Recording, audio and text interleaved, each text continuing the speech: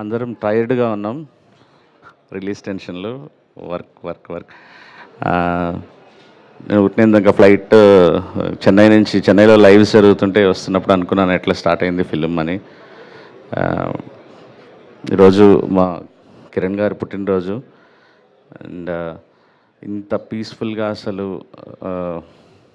ఒక హీరోని మేము ఇలా తల మీద మోసుకెళ్ళాల్సిన పని లేకుండా ఆయన మాతో పాటు కలిసి నడుస్తూ మమ్మల్ని ముందుకు పుష్ చేస్తూ ఈరోజు వరకు కూడా ఒక్క క్రియేటివ్లో ఒక్క దాంట్లో కూడా వేలు పెట్టకుండా మాకు ఫుల్ ఫ్రీడమ్, ప్రొడ్యూసర్స్కి కానీ మా డైరెక్టర్కి కానీ అందరికీ ఫ్రీడమ్ ఇస్తూ తనంత మంచి సక్సెస్లో ఉండి మేము కథ చెప్పిన వెంటనే అన్న మీ మీద నమ్మకం ఉంది, మీరు సినిమాని ప్రేమిస్తారు,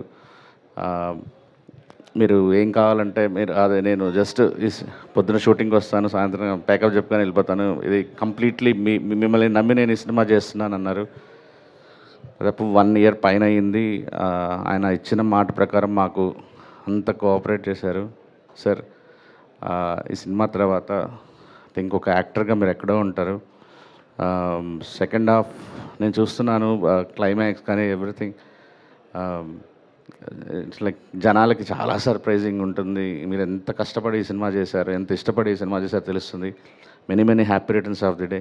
ఈ సినిమా తర్వాత నెక్స్ట్ బర్త్డేకి చాలా గొప్ప పొజిషన్లో చూడాలని మనస్ఫూర్తి కోరుకుంటున్నాను. Thank you.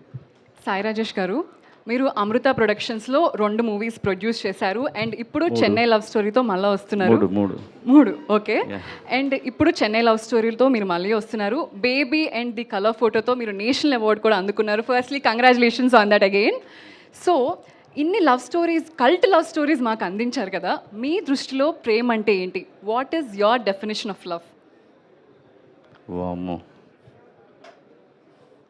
కష్టమైన క్వశ్చన్స్ కాకుండా ఏదైనా ఈజీ అడగండి. మమ్మల్ని ఏడిపించినంత ఈజీ కాదండి ఆన్సర్ చేయటం. ఏమో, అంటే ప్రేమించడం, మా అంటే మర్చిపోవటం.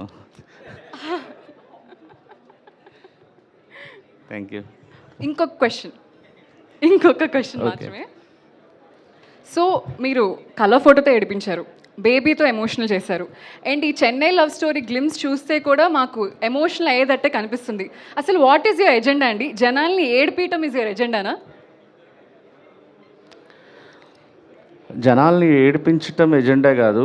అంటే ఒక్కొక్క ఫిల్మ్ మేకర్కి, ఒక ప్రొడ్యూసర్కి, డైరెక్టర్కి ఒక్కొక్క ఎజెండా ఉంటుంది. అంటే కొంతమంది ప్రొడ్యూసర్స్కి కానీ డైరెక్టర్ కానీ వాళ్ళు చాలా ఆడియన్స్ చాలా కష్టాలు పడి వచ్చి టికెట్ కొనుక్కొని లోపలికి వస్తారు.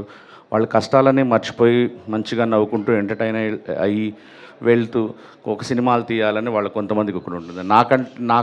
నేను చిన్నప్పటి నుంచి చూస్తూ వచ్చిన సినిమాలు నాకు ఏదైనా ఒక డీప్గా ఆడియన్స్ బ్రెయిన్ మీద ఒక ఇంపాక్ట్ ఇలా బలంగా స్ట్రైక్ ఇచ్చి అప్పుడు ఆడియన్స్ని ఆ షాక్లో నుంచో, ఆ పెయిన్లో నుంచో, ఆ డీప్ ఇంపాక్ట్లో నుంచో బయటికి పంపించడం అనేది నేను పర్సనల్గా ఇష్టపడే సినిమాలు. సో అదే ఫాలో అవుతున్నాను నేను. అది వర్కౌట్ అవుతుంది కూడా అండి. చెన్నై లవ్ స్టోరీలో చాలా చాలా చాలా గట్టిగా వర్కౌట్ అవుతుంది. థ్యాంక్ యూ సాయి రాజేష్ గారు, and all the best for Chennai love story. Thank you.